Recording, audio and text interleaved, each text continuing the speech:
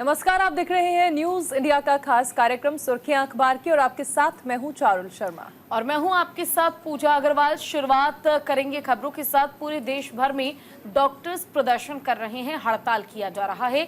मरीजों का बुरा हाल हो चुका है और फिलहाल कोलकाता के आरजी कर मेडिकल कॉलेज में एक ट्रेनी महिला डॉक्टर से कथित रेप और हत्या की घटना के विरोध में उत्तर प्रदेश में इंडियन मेडिकल एसोसिएशन यानी कि IMA से जुड़े निजी डॉक्टरों ने शनिवार को काम पूरी तरह से ठप रखा और निजी डॉक्टरों की हड़ताल से उत्तर प्रदेश के विभिन्न जिलों में स्वास्थ्य सेवाएं बुरी तरह से प्रभावित रहीं।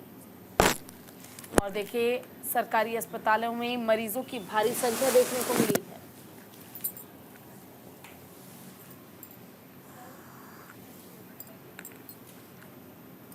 देखिए, सबसे अहम चीज है कि जिस तरह से देश भर में डॉक्टर्स हड़ताल कर रहे हैं, ऐसे में सबसे ज्यादा देखने वाली बात यह है कि जिस तरह की पूरा मामला निकलकर सामने आया था, उसके बाद देखिए देश भर में विरोध प्रदर्शन हो रहे हैं। ये भी कहा जा रहा है कि सेफ्टी एट वर्क प्लेस जो है, इस पर आखिर सरकार क्या काम कर रही है।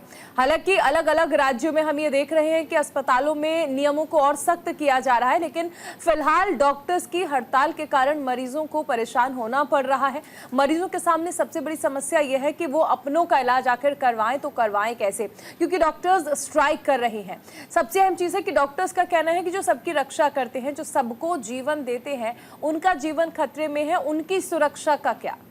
बिल्कुल, देखिए, और कोरोना के दौरान आपने देखा भी था किस तरह से डॉक्टर्स को कोरोना वॉरियर का नाम दिया गया था, लेकिन उन वॉरियर के साथ अगर इस तरह की घटना होगी और चाहे किसी भी महिला के साथ, लड़की के साथ, बच्ची के साथ अगर इस तरह की घटना होती है तो वाकई ये सरकार पर सवाल खड़े करती है, चाहे फिर वो राज्य सरकार हो या फिर केंद्र सरकार हो, क्योंकि महिलाओं की, लड़कियों की सुरक्षा को सुनिश्चित करना ये सरकार की बड़ी प्राथमिकता होनी चाहिए, खासकर भारत जैसे देश में जहां महिलाओं को, नारी को देवी का रूप माना जाता है। लेकिन जिस तरह से पश्चिम बंगाल में आरजी कर मेडिकल कॉलेज में ट्रेनी डॉक्टर के साथ रेप के बाद हत्या की घटना को अंजाम दिया गया, उसके बाद कई सवाल उठ रहे हैं और ये वाकई शर्मनाक है, क्योंकि इस तरह की घटना को अंजाम देना वाकई में कई सवाल खड़े करती है पश्चिम बंगाल सरकार पर भी। हालांकि अभी आरोपी की गिरफ्तारी जरूर हो चुकी है। सीबीआई मामले में अभी और सबूत खंगाल रही है। उन सबूतों के आधार पर ही ये तय होगा कि आखिर क्या इस मामले में सिर्फ एक आरोपी संजय रॉय ही शामिल था या फिर उसके अलावा और भी कई लोग इस घटना में शामिल थे। देखिए, 78वां स्वतंत्रता दिवस देश ने अभी धूमधाम से मनाया है और ऐसे में जब बात महिला सुरक्षा की आती है तो ये सोचने वाला विषय बन जाता है कि हम विकसित देशों की सूची में अपने आप को शामिल करना चाहते हैं, लेकिन जब बात महिला सुरक्षा की आती है तो इस तरह के तमाम मामले आते हैं। विभत्स घटनाएं हम देख रहे हैं, पश्चिम बंगाल की घटना हो, मुजफ्फरपुर की घटना हो या फिर उत्तराखंड की घटना हो, जिस तरह से एक के बाद एक इस तरह से खबरें आ रही हैं वो देश को झकझोर रही हैं। निर्भया कांड के बाद ये उम्मीद जताई गई थी कि महिला सुरक्षा को लेकर जो कानून बनाए जा रहे हैं उनमें सुधार किया जाएगा, उन्हें और सख्त किया जाएगा, लेकिन क्या उनका असर वाकई देखने को मिल रहा है? आज भी देश में अगर बेटियां सुरक्षित नहीं है तो ये सोचने वाली बात है। लेकिन ऐसे में भी जो हम देखते हैं वो यही होता है कि राज्य सरकार केंद्र सरकार पर बीड़ा फोड़ देती है, यानी पक्ष विपक्ष आमने सामने आ जाते हैं, लेकिन कोई भी इस मामले में कुछ ऐसा करने को तैयार नहीं है जिससे बेटियां सुरक्षित हो पाए। बहरहाल, बंगाल के मुद्दे पर डॉक्टर्स स्ट्राइक कर रहे हैं। देश भर में हम लगातार देख रहे हैं कि जो डॉक्टर्स हैं वो ये कह रहे हैं कि अगर हम सबकी सुरक्षा कर रहे हैं, रक्षा कर रहे हैं, तो हमारी रक्षा कौन करेगा। सेफ्टी एट वर्क प्लेस एक ऐसा मुद्दा बन गया है जिससे हर महिला जुड़ रही है, क्योंकि ये बात सिर्फ हॉस्पिटल की नहीं रह गई है, ये बात हर उस लड़की के लिए और हर उस वर्क प्लेस के लिए है, यानी जहां वो काम करती है, कि आखिर वो खुद को सुरक्षित कैसे महसूस करे। और ये कंपनी का भी फर्ज बनता है कि वो महिलाओं को हर वो मेजर दे, हर वो तरीका दे ताकि वो खुद को सुरक्षित महसूस कर सके, चाहे वो उनके आपस के कलीग्स हो, चाहे अलग अलग रूल्स हो, ताकि वो कैसे सेफ्टी फील कर सकती है। बिल्कुल, देखिए, और इसको लेकर बेशक सरकार जो है कानून को सख्त कर रही है, लेकिन बावजूद इसके जो सख्त कानून है उसका कोई असर इन अपराधियों पर पड़ता नजर बिल्कुल भी नहीं आता है। आप ये सुनकर हैरान हो जाएंगे कि पश्चिम बंगाल में जहां एक तरफ ट्रेनी डॉक्टर के साथ रेप की घटना को अंजाम दिया गया, वहीं दूसरी तरफ सिल्लीगुड़ी में एक किशोरी के साथ 7 लोगों ने सामूहिक दुष्कर्म की घटना को अंजाम दिया, जो ये बताता है कि वाकई ऐसे लोगों के अंदर शर्म अब नहीं बची है। बहरहाल हम रुख करेंगे अगली खबर का और खबरों में बढ़ेंगे आगे, जहां कर्नाटक के सीएम सिद्धारमैया पर चलेगा भ्रष्टाचार का केस। राज्यपाल ने इसकी मंजूरी भी दे दी है। तो कर्नाटक के मुख्यमंत्री सिद्धारमैया के खिलाफ जमीन से जुड़े भ्रष्टाचार मामले में केस चलेगा। राज्यपाल थावरचंद गहलोत ने शनिवार को इसकी आधिकारिक अनुमति दे दी है। सिद्धरमैया पर मैसूरू शहरी विकास प्राधिकरण की जमीन के मुआवजे के लिए फर्जी दस्तावेज लगाने का आरोप है। तो देखिए, सीएम सिद्धरमैया पर केस चलने वाला है। बिल्कुल, तो देखिए कर्नाटक के सीएम सिद्धरमैया पर चलेगा भ्रष्टाचार का केस। राज्यपाल ने इसकी मंजूरी दे दी है और थावरचंद गहलोत ने कहा कि मुंडा घोटाले में लगाए गए आरोपों और संबंधित सामग्री की जांच की जाए और इससे संतुष्टि मिलना बहुत ज़रूरी है। इसलिए सिद्धरमैया पर अब जांच के दायरे में उन्हें लिया जाएगा, कार्रवाई की जाएगी, कई सवाल जवाब उनसे किए जाएंगे और कई सवाल जवाब के साथ ही सिद्धरमैया अब फिलहाल जांच के दायरे में आएंगे। हालांकि फिलहाल थावरचंद गहलोत ने कहा है कि मुद्दा घोटाले में लगाए गए आरोपों की जांच हो और ये तय किया जाए कि आखिर क्या सच है। बिल्कुल, देखिए सबसे अहम चीज़ है कि यहाँ पर ये पूरा मामला जो है वो कर्नाटक का है और कर्नाटक में जो मुख्यमंत्री हैं सिद्धरमैया, उनका ये कहना है कि मुझे टारगेट किया जा रहा है क्योंकि मैं ओबीसी मुख्यमंत्री हूं और इसीलिए बीजेपी मुझे निशाने पर ले रही है। और जैसे ही देखिए ये मामला सामने आया और जैसे ही राज्यपाल ने इस बात की अनुमति दे दी कि मुख्यमंत्री पर केस चलाया जाएगा जमीन घोटाले से जुड़े हुए मामले में, हालांकि कथित जमीन घोटाला है, ऐसे मामले में हम ये देख रहे हैं कि राज्यपाल के खिलाफ अलग अलग जगह पर प्रदर्शन देखने को मिला। वहीं लगातार बीजेपी का ये कहना था कि इस मामले में अब मुख्यमंत्री को इस्तीफा दे देना चाहिए। तो एक प्रेस कॉन्फ्रेंस का deputy CM DK Shivakumar की ओर से, साथ ही अन्य मंत्री भी मौजूद थे, उन्होंने ये साफ तौर पर कहा कि मुख्यमंत्री इस्तीफा नहीं देंगे और हम सभी लोग इस पूरे मामले में उनके साथ खड़े हैं। सीधे तौर पर देखिए कांग्रेस ये कह रही है कि बीजेपी फंसाने की कोशिश कर रही है, बीजेपी षड्यंत्र रच रही है और इसीलिए सिद्धरमैया ये भी कह रहे हैं कि मैं ओबीसी मुख्यमंत्री हूं और इसीलिए बीजेपी मुझे निशाना बना रही है। बहरहाल आप देखिए राज्यपाल की ओर से इस चीज की इजाजत दे दी गई है कि वो मुख्यमंत्री के खिलाफ जो है केस किया जा सकता है, टीम जो है वो आगे बढ़ सकती है। लेकिन अब ये देखना होगा कि इस मामले में राज्यपाल के खिलाफ जो विरोध किया जा रहा है वो क्या रूप लेता है। बिल्कुल, देखिए और राज्यपाल के खिलाफ विरोध आखिर क्या रूप लेता है ये वाकई में सवाल है। लेकिन सिद्धरमैया जो है वो भी जांच के दायरे में आ चुके हैं, घोटाले का आरोप लगा है। तो आखिर ये आरोप कितने सही साबित होते हैं, क्या वाकई सिद्धरमैया जो आरोप लगा रहे हैं बीजेपी पर के षड्यंत्र के तहत उन्हें फंसाने की कोशिश की जा रही है, वो एक ओबीसी चेहरा इसलिए उन पर कार्रवाई की बात की जा रही है, क्या इस बात में सच्चाई है या फिर जांच के दौरान कई खुलासे अब होने बाकी हैं, ये देखने वाली बात होगी। बहरहाल हम खबरों में बढ़ते हैं आगे और रुख करते हैं अगली खबर का, जहां ग्लोबल साउथ देशों को पीएम मोदी ने संबोधित किया, तमाम चुनौतियों से कराया अवगत। हिंदुस्तान टाइम्स में इस खबर को जगह दी गई है।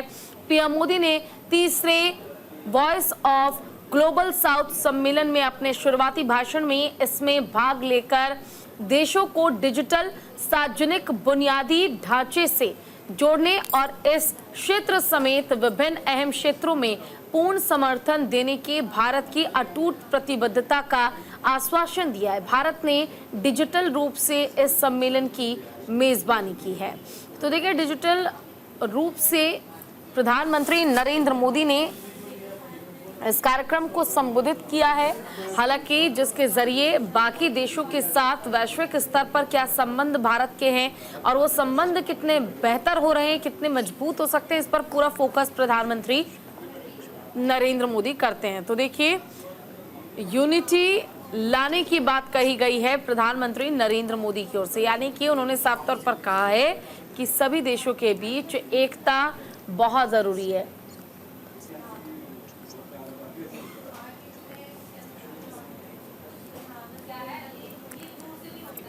तो भारत की ओर से देखिए ये तीसरा वॉइस ऑफ ग्लोबल साउथ सम्मेलन था जिसका आयोजन किया गया था, वर्चुअल तौर पर इसका आयोजन किया गया था। जिसमें देखिए सबसे अहम चीज है कि क्लाइमेट चेंज को लेकर बातचीत की गई है, टेक्नोलॉजी को लेकर बातचीत की गई है और इसीलिए देखिए ये भी कहा गया भारत की ओर से कि भारत से सभी को उम्मीदें हैं। लेकिन सबसे अहम चीज है कि इनके अलावा देखिए रूस यूक्रेन युद्ध का इसमें जिक्र किया गया। सबसे अहम चीज है कि देखिए भारत जिस तरह से लगातार आगे बढ़ रहा है और ऐसे में साउथ के जो देश हैं उन्हें अपने साथ लेकर चल रहा है, जिससे आने वाले दिनों में, क्योंकि देखिए भारत विकासशील देशों में आगे बढ़ रहा है, अपना नाम दर्ज करा रहा है और इस लिहाज से ये बहुत ज्यादा जरूरी हो जाता है कि जो वैश्विक मुद्दे हैं उन पर बातचीत की जाए, चाहे वो क्लाइमेट चेंज का मुद्दा हो, ग्लोबल वार्मिंग इसमें एक अहम मुद्दा हो जाता है। क्लाइमेट चेंज को लेकर हमने वैश्विक स्तर पर देखें कि किस तरह से प्रदर्शन हुए हैं और ऐसे में ये समझना बहुत ज्यादा जरूरी हो जाता है कि भारत न सिर्फ विकास की बात करता है बल्कि प्रकृति से जुड़े हुए नियम जो है उनकी भी बात करता है, प्रकृति का कैसे संरक्षण किया जा सकता है इस पर भी बात करता है। और इसीलिए ये देखिए आयोजन जो है वो किया गया था जिसमें कई सारे देशों ने भाग लिया था और इसी के तहत ऐसे आयोजन जो है वो किए जाते हैं। ये तीसरा आयोजन था जिसमें प्रधानमंत्री नरेंद्र मोदी ने भी संबोधित किया। बिल्कुल देखिए, और संबोधन के दौरान वैश्विक स्तर पर आखिर भारत के संबंध कैसे बेहतर किए जाए और भारत के जरिए बाकी देश में क्या फायदा हो सकता है और बाकी देशों से संबंध के जरिए आखिर भारत का विकास कैसे हो सकता है, इस पर पूरा फोकस प्रधानमंत्री नरेंद्र मोदी की ओर से किया गया है। खबरों में बढ़ेंगे आगे और रुख करेंगे अगली खबर का चारों। बिल्कुल देखिए भारत ने डिजिटल रूप से इस सम्मेलन की मेजबानी की थी और इसीलिए ये जो पूरा सम्मेलन रहा ये बहुत खास रहा, जिसमें हमने आपको जिक्र करके भी बताया कि किस तरह से अलग अलग मुद्दों पर बातचीत की गई, जिसमें क्लाइमेट चेंज एक अहम मुद्दा रहा है। क्लाइमेट चेंज को लेकर हमने ये भी देखा कि ना सिर्फ कुछ पार्टियां बल्कि आम जनता ने भी प्रदर्शन किया है। ग्लोबल वार्मिंग का ये इफेक्ट है कि हम देख रहे हैं कि ग्लेशियर्स पिघल रहे हैं, तमाम तरह की प्राकृतिक आपदाएं आ रही हैं। इस वजह से देखिए ये अहम मुद्दा हो जाता है कि आप क्लाइमेट चेंज पर बात करें। चलिए खबरों में आगे बढ़ते हैं और बात उत्तर प्रदेश की। 69,000 शिक्षकों की भर्ती की नई पर मंथन किया गया है। सीएम योगी आज इस पर बैठक भी करने वाले हैं। विपक्ष ने इस मामले में जवाब मांगा है। दैनिक जागरण ने इसे प्रमुखता से छापा है।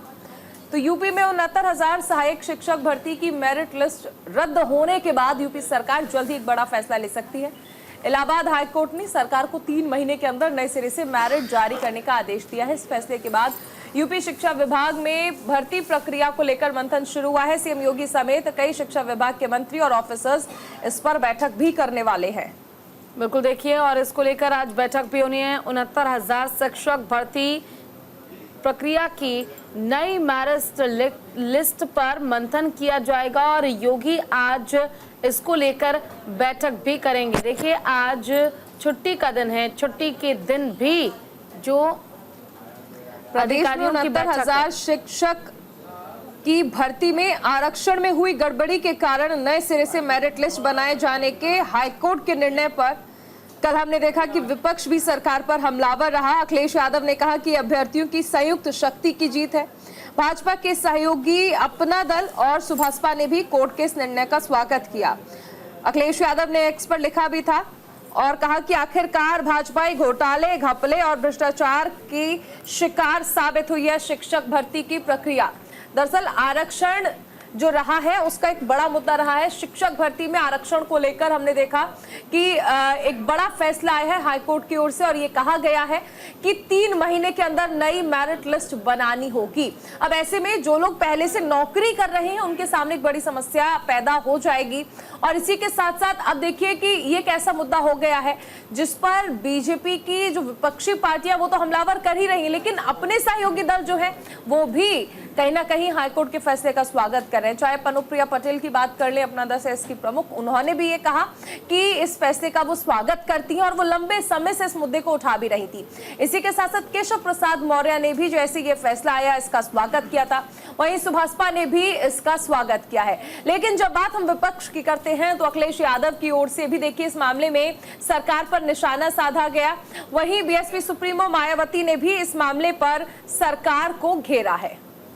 बिल्कुल देखिए, और कहीं ना कहीं आज जो बैठक होनी है, बैठक के बाद देखना होगा मुख्यमंत्री योगी आदित्यनाथ क्या फैसला लेते हैं, बैठक के दौरान क्या डिसाइड किया जाता है, क्योंकि जहां एक तरफ विपक्ष कोर्ट के फैसले का स्वागत कर रहा है तो वहीं सत्ता पक्ष को इससे झटका जरूर लगा है।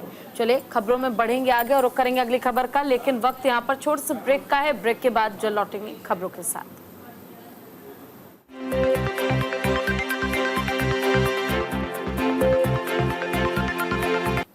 और ब्रेक के बाद स्वागत है आपका। बात करते हैं हरियाणा विधानसभा चुनाव की। हरियाणा विधानसभा चुनाव से पहले दुष्यंत चौटाला की जेजेपी को झटका लगा है। 4 विधायकों ने पार्टी से इस्तीफा दे दिया है। अमर उजाला ने इस खबर को प्रमुखता से छापा है। दरअसल पार्टी विधायकों के जेजेपी छोड़ने का सबसे बड़ा कारण पार्टी का कमजोर होना है। 2019 के लोकसभा चुनाव में पार्टी का वोट शेयर 14.9% था, जो कि 2024 में घटकर 0.87% हो गया था। इस घटनाक्रम पर प्रतिक्रिया देते हुए जेजेपी महासचिव दिग्विजय चौटाला ने पार्टी के 4 विधायकों को अवसरवादी बताया। बिल्कुल, देखिए 24 घंटे में जेजेपी के 4 विधायकों ने इस्तीफा दे दिया और जिसके बाद जेजेपी की स्थिति को देखकर ये जरूर समझ आ रहा है कि हरियाणा में इस बार का चुनाव बेहद दिलचस्प होने वाला है, क्योंकि मुख्यमंत्री का चेहरा भी बीजेपी की ओर से बदला गया है और अब जेजेपी भी अपनी तरफ से हर संभव कोशिश कर रही है।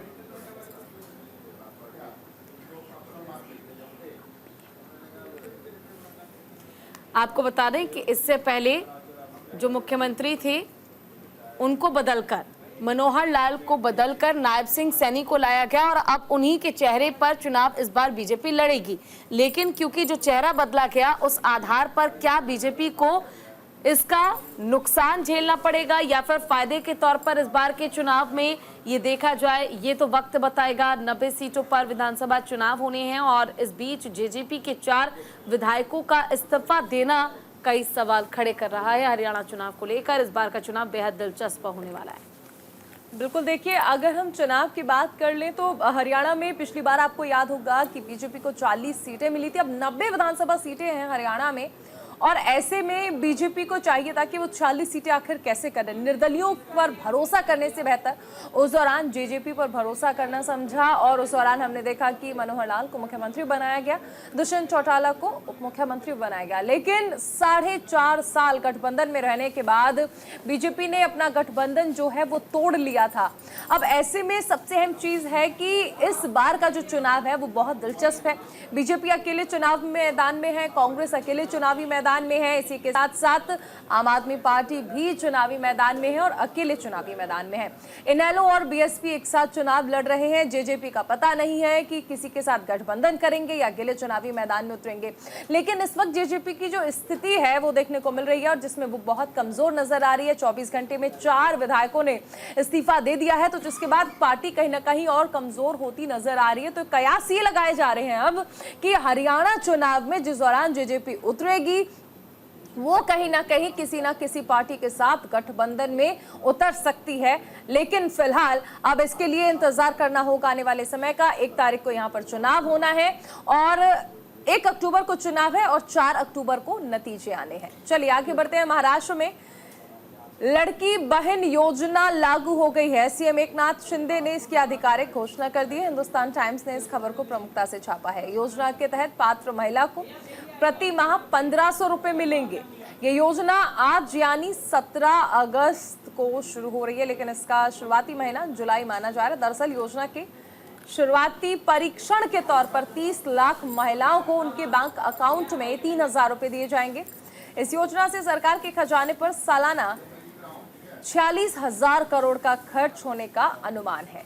बिल्कुल, देखिए तो मध्य प्रदेश सरकार ने महिलाओं के लिए एक नई योजना लॉन्च की है जो कि लड़की बहन योजना होगी। महाराष्ट्र सरकार द्वारा ये योजना जो है वो शुरू की गई है।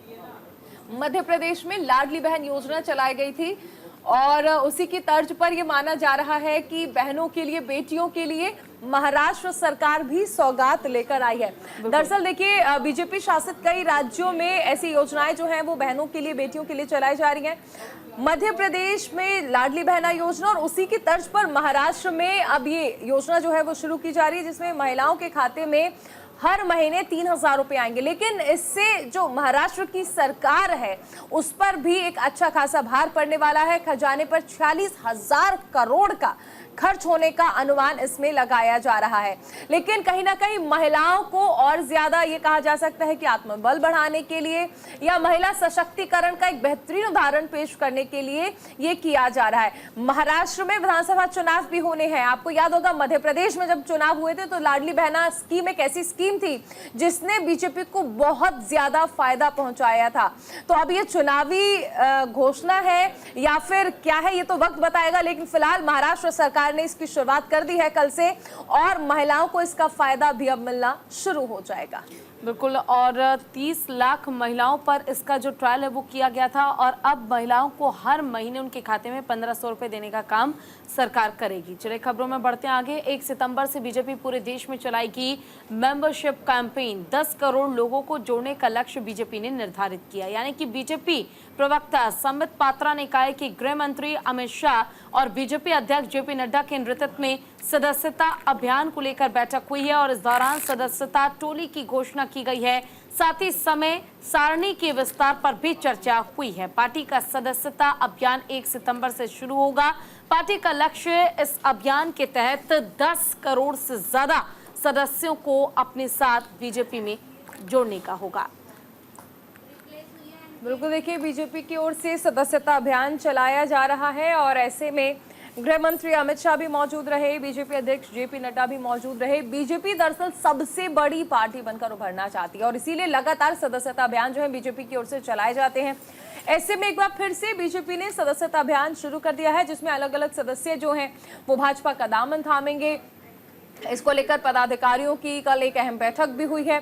अब सबसे अहम चीज है कि देखिए चुनाव आ रहे हैं, कई राज्यों में विधानसभा चुनाव होने हैं और उसमें सबसे अहम चीज है कि पार्टी को जरूरत होगी कि कई लोग जो हैं वो जोड़े। इस बार टारगेट 10 करोड़ लोगों को जोड़ने का रखा गया है और पूजा आप समझ भी सकते हैं 10 करोड़ लोगों को भाजपा ज्वाइन करानी है और इसके लिए सदस्यता अभियान जो है वो शुरू किया गया है। यकीनन एक टफ काम तो होने वाला है, लेकिन भारतीय जनता पार्टी ने जिस तरह से खुद का विस्तार किया, याद कीजिए वो पल जब 2 सीटें भारतीय जनता पार्टी के खाते में आई थी और आज आप देखिए कि लगातार तीसरी बार केंद्र में सरकार है, कई राज्य में बीजेपी की सरकार है। तो यकीनन सदस्यता अभियान का एक बड़ा फायदा बीजेपी को मिला है और इसी के तहत अभी विधानसभा चुनाव भी आने और उससे पहले महासचिवों की बैठक की गई है, पदाधिकारियों की बैठक की गई है, जिसके बाद एक बार फिर से ये जो सदस्यता अभियान है इसकी शुरुआत की गई जिसमें 10 करोड़ सदस्य जोड़ने का ऐलान किया गया है। बिल्कुल, देखिए 10 करोड़ सदस्य जोड़ने का ऐलान तो किया गया है, लेकिन चारुल ये भी सच्चाई है कि अगर आप जमीनी स्तर पर देखिए तो बहुत से लोग ऐसे हैं जो बीजेपी के साथ जुड़ना चाहते हैं और बीजेपी को ज्वाइन करना चाहते हैं। ये उनके लिए अच्छी खबर है, उनके लिए गुड न्यूज है क्योंकि वो अब आराम से बीजेपी ज्वाइन कर पाएंगे। 10 करोड़ लोगों को अपने साथ पार्टी में जोड़ने का लक्ष्य भारतीय जनता पार्टी की ओर से रखा गया और इसके लिए पूरी एक टीम तैयार की जाएगी, आगे की रणनीति तैयार की जाएगी, किस तरह से पूरा रोड मैप जो है वो तैयार किया जाएगा, क्या प्लान रहने वाला है, किस तरह 10 करोड़ लोगों को पार्टी के साथ जोड़ने का जो टारगेट पार्टी ने रखा है उस टारगेट को आखिर कैसे अचीव किया जाए, इस पर भी पूरा फोकस किया जाएगा। बिल्कुल, चलिए खबरों में आगे बढ़ते हैं और बात करते हैं दिल्ली की। सीवेज ओवरफ्लो मामले पर बीजेपी और आम आदमी पार्टी आमने सामने है। आतिशी ने चीफ सेक्रेटरी पर निशाना साधा है। हिंदुस्तान टाइम्स ने इस खबर को प्रमुखता से छापा।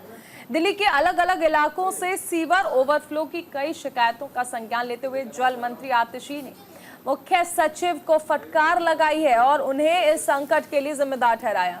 मुख्य सचिव को लिखे पत्र में मंत्री आतिशी ने कहा कि उन्हें दिल्ली के अलग अलग इलाकों से सीवर ओवरफ्लो की कई शिकायतें मिल रही हैं। सबसे ज्यादा प्रभावित इलाकों में पटपड़गंज के गांव, Shashi garden, Khichripur, Subhash park, Rajnagar part 2, सत्य निकेतन, आरके पुरम, जेड ब्लॉक, रंजीत नगर है।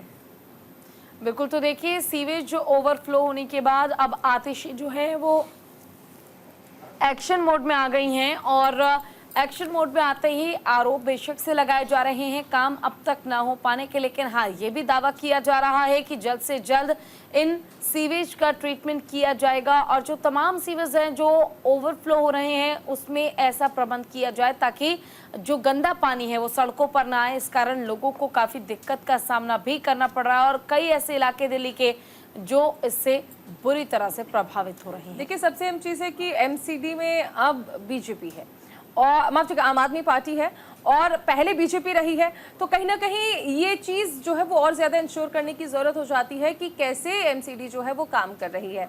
लेकिन इस बीच सीवरेज ओवरफ्लो की जो घटनाएं सामने आ रही थी, और खासकर देखिए मानसून का सीजन चल रहा है, यही दिल्ली है जो अब से लगभग 1 महीने पहले बूंद बूंद के लिए तरस रही थी, लेकिन आज यही दिल्ली है जो कि पूरी तरह से डूबती नजर आ रही है। सीवेज ओवरफ्लो को लेकर मंत्री आतिशी ने फटकार लगाई है और कहा कि ऐसी शिकायतें जो है इन पर संज्ञान लेने की जरूरत है। सबसे अहम चीज है कि यहाँ पर कई सारे इलाकों का उन्होंने जिक्र किया, चाहे पटपड़गंज हो, शशि गार्डन हो, खिचड़ीपुर हो, अलग अलग जगह की स्थिति का उन्होंने संज्ञान लिया और उन्होंने बताया कि किस तरह से ये समस्या जो है वो बढ़ती जा रही है। इस मामले में जल मंत्री आतिशी ने मुख्य सचिव को फटकार भी लगाई थी और उन्हें इस संकट के लिए जिम्मेदार भी ठहराया था। और उन्होंने मुख्य सचिव को लिखे पत्र में मंत्री आतिशी ने कहा कि दिल्ली के अलग अलग इलाकों में ये समस्या जो है वो उत्पन्न हो रही है। सबसे ज्यादा शिकायतें आरकेपुरम से मिल रही है ओवरफ्लो होने की। अब ऐसे में ये जो जगह है इन पर किस तरह से लोगों को राहत मिलनी चाहिए, और ये समस्या जो है, क्योंकि देखिए जब ओवरफ्लो होगा तो गंदगी जो है वो सड़कों पर आएगी, गंदगी सड़कों पर आएगी तो लोगों को बीमारियां होंगी, परेशानियां होंगी, और ऐसे में मानसून में और ज्यादा ये परेशानियां जो हैं वो बढ़ जाती हैं। चाहे आप कीड़े मकोड़े की बात कर ले, मक्खियों की, मच्छर की बात कर ले, वो गंदगी पर बैठेंगे, अलग जगह उड़कर जाएंगे, जिससे बीमारियां जो है और ज्यादा फैल सकती हैं। तो ऐसी स्थिति ना बने और लोग सुरक्षित रहे, स्वस्थ रहे, इसके लिए लेटर भी लिखा गया है। उन्होंने फटकार भी लगाई कि ऐसी स्थिति दोबारा ना रहे। बिल्कुल देखिए, और कहीं ना कहीं इस परेशानी का हल जल्द किया जाएगा। लेकिन अब हम बढ़ते हैं अगली खबर की ओर और खबरों से आपका तारुफ कराते हैं। आंध्र प्रदेश के सीएम चंद्रबाबू नायडू ने पीएम मोदी से मुलाकात की है। राज्य के लिए फंड जारी करने की मांग रखी गई है। द हिंदू अखबार में इस खबर को तरजीह दी गई है। दिल्ली की अपनी 2 दिवसीय यात्रा के दौरान सीएम नायडू ने गृह मंत्री अमित शाह, वित्त मंत्री निर्मला सीतारमण और साथ ही जल शक्ति मंत्री CR पाटिल के साथ बैठक की है। इन बैठक में टीडीपी के कुछ सांसद और केंद्रीय मंत्री के राम मोहन नायडू और पेम्मासानी चंद्रशेखर मुख्यमंत्री के साथ मौजूद थे।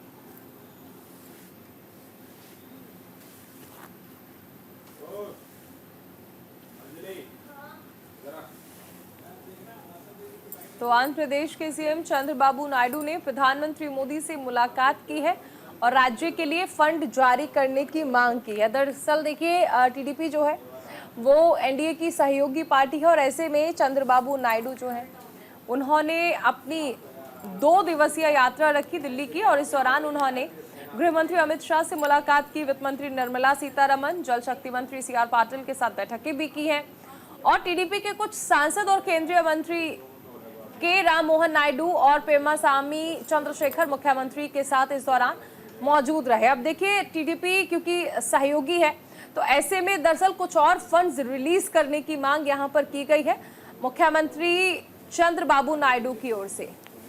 बिल्कुल देखिए, और जो फंड है वो रिलीज करने की मांग तब से ही की जा रही जब केंद्रीय वित्त मंत्री निर्मला सीतारमण ने बजट पेश किया था और उस दौरान बिहार को तरजीह दी गई थी। लेकिन उस दौरान जो मिलना चाहिए था योजनाओं में बढ़ावा, वो नहीं मिल पाया था। चले खबरों में बढ़ेंगे आगे।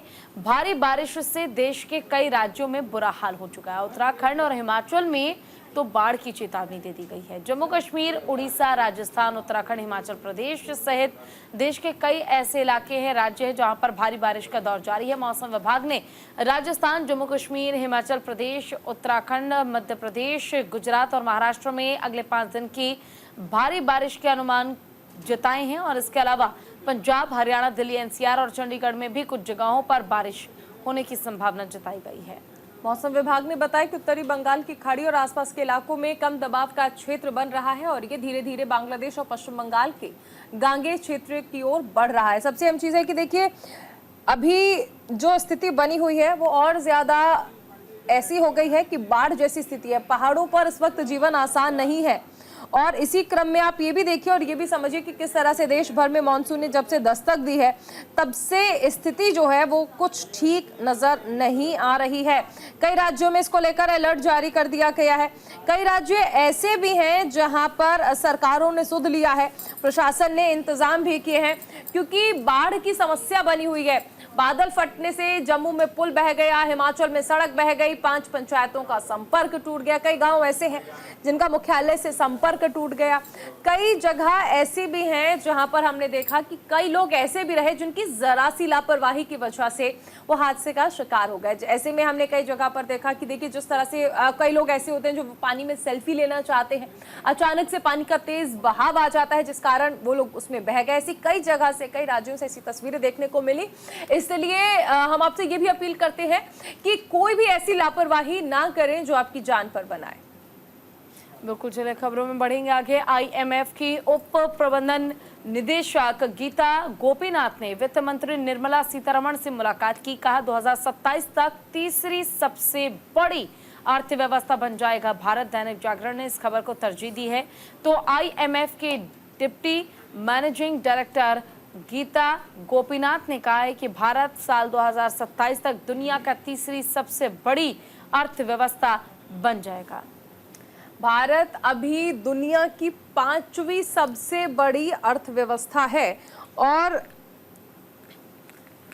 सबसे बड़ी अर्थव्यवस्था होने के साथ साथ ये भी उन्होंने कहा कि दमदार विकास दर की बदौलत जल्द ही सबसे आगे निकल जाएगा।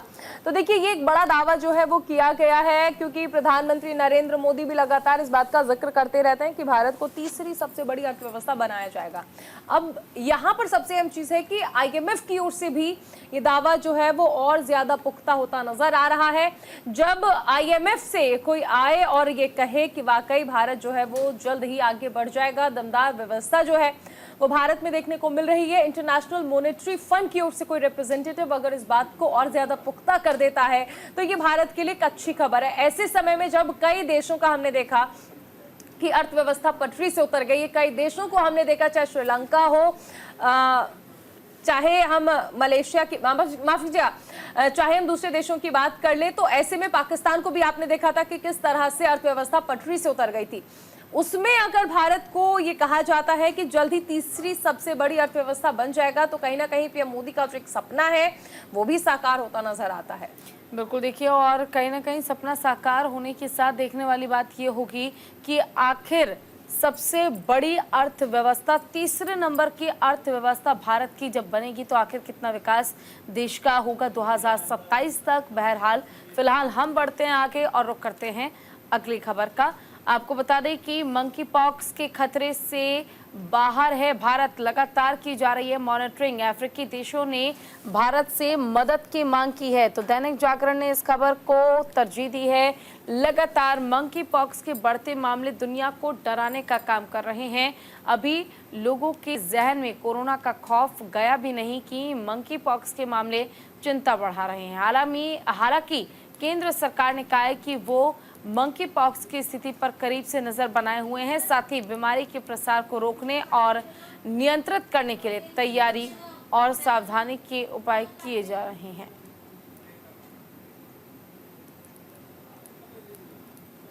देखिए सबसे अहम चीज है कि एक बार फिर से दुनिया भारत की ओर देख रही है और आपको याद होगा कि कोरोना के दौरान भी भारत ने किस तरह से अलग अलग राज्यों को वैक्सीन प्रोवाइड की थी, दवाइयां प्रोवाइड की थी। अब बात जब एक बार फिर से मंकी पॉक्स की आ रही है तो कई देश इससे प्रभावित हैं, कई जगह पर बुरा हाल देखने को मिल रहा है। लेकिन ये कहा जा रहा है कि भारत इस खतरे से बाहर है। हालांकि भारत में भी कई मामले ऐसा नहीं है कि सामने नहीं आए हैं, लेकिन जो विषम परिस्थितियां हमने कोरोना के दौरान देखी थी ऐसी स्थिति भारत में देखने को नहीं मिलेगी और इस पर लगातार मॉनिटरिंग की जा रही है, ऐसा स्वास्थ्य विभाग की ओर से भी कहा जा रहा है। बहरहाल मंकी पॉक्स को लेकर अलर्ट जारी कर दिया है और WHO ने भी इसको लेकर अलर्ट जारी किया था। मामले कई देशों में बहुत ज्यादा खराब हो चुके हैं। ऐसे में मंकी पॉक्स को लेकर अलर्ट जारी किया है और सभी से ये कहा गया है कि आप सभी को सावधानी बरतने की जरूरत है। भारत में इसके कुछ मामले सामने आए हैं, लेकिन विषम परिस्थिति भारत में ऐसी नहीं बन रही है। लेकिन ये भी कहा जा रहा है कि भारत इस खतरे से बाहर है। लेकिन एक बार फिर से दुनिया जो है वो भारत की ओर देख रही है और भारत से मदद की अपील की गई है। अब अब भारत हर बार की तरह मदद भी करने के लिए तैयार है, लेकिन लोगों को ये कहा गया है कि आपको सावधानी बरतने की जरूरत है, क्योंकि कहा भी जाता है कि सावधानी हटी दुर्घटना घटी, और कोविड जैसी स्थिति कोई नहीं चाहेगा कि एक बार फिर से देश में बने। बिल्कुल। और देखिए, जब बात मंकी पॉक्स की हो रही है तो मंकी पॉक्स को लेकर पहले भी बीच में एक बार हल्ला हुआ था कि मंकी पॉक्स के कारण लोगों की परेशानी बढ़ रही है और इसे विश्व पेंडेमिक के तौर पर WHO ने नाम दिया है, लेकिन भारत में इसका खतरा काफी हद तक कम है। भारत में दस्तक अब तक मंकी पॉक्स ने नहीं दिया है। अब देखना ये होगा कि बाकी देश जो हैं वो भारत से मदद मांग रही है, तो मदद का ये हाथ पीएम मोदी आखिर कब तक बढ़ाते हैं और कब तक इसे नियंत्रित किया जा सकता है।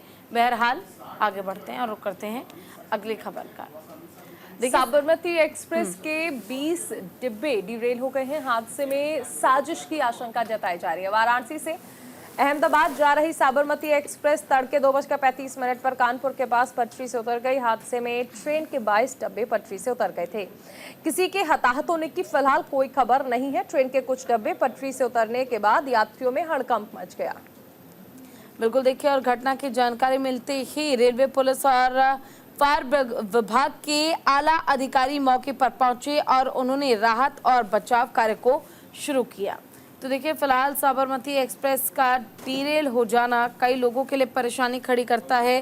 परेशानी इसलिए क्योंकि इस दौरान कई बड़े हादसे हो सकते थे, लेकिन सबसे अच्छी बात यह है कि किसी को भी ऐसी गंभीर अवस्था में अस्पताल में नहीं भर्ती कराया गया है। सब बिल्कुल ठीक है। हाँ, लोगों का रेस्क्यू किया जा रहा है, लेकिन रेस्क्यू करने के साथ इस बात का भी ध्यान रखना होगा कि लोगों को किसी तरह की दिक्कत ना हो। देखिए, साबरमती एक्सप्रेस है जिसके लगभग 20 डब्बे डिरेल हो गए थे। हालांकि अगर हम बात कर लें रेल मंत्री अश्विनी वैष्णव की, तो उनकी ओर से कहा गया कि इसके पीछे जो भी होगा उसे सख्त सजा दी जाएगी। लेकिन देखिए, भारत में लगातार जो घटनाएं हो रही हैं, ट्रेन का डिरेल होना एक बड़ा मुद्दा बन गया, जिसको लेकर विपक्ष जो है वो सरकार पर हमलावर है। और कई बार हमने ये भी देखा कि रेल मंत्री अश्विनी वैष्णव से इस्तीफे की मांग की गई है। लेकिन यहाँ पर यह भी होगा कि देखिए, उनका कहना है, यानी रेल मंत्री का कहना है कि इस पूरे हादसे में अगर हम देखें तो इसके पीछे कोई ऐसी आशंका जताई जा रही है कि साजिश हो सकती है। अब साजिश कैसी है, क्यों है, किसने ये साजिश रची है, ये वक्त बताएगा, क्योंकि जांच कमेटी का गठन कर दिया गया है और जांच इस मामले में की जा रही है। बिल्कुल देखिए, और इस मामले में जांच के साथ ही ये भी पता किया जा रहा है कि आखिर परेशानी क्या है, क्योंकि जिस तरीके से डिरेल हुई और उसके बाद लोगों की परेशानी बढ़ी, इस पर भी पूरा फोकस किया जा रहा है। चलिए, फिलहाल के लिए जो खबरों का सिलसिला है वो लगातार जारी रहेगा। दिन भर आप देखते रहिए न्यूज़ इंडिया, कहीं मत जाइए। फिलहाल के लिए इस कार्यक्रम में इतना ही। नमस्कार।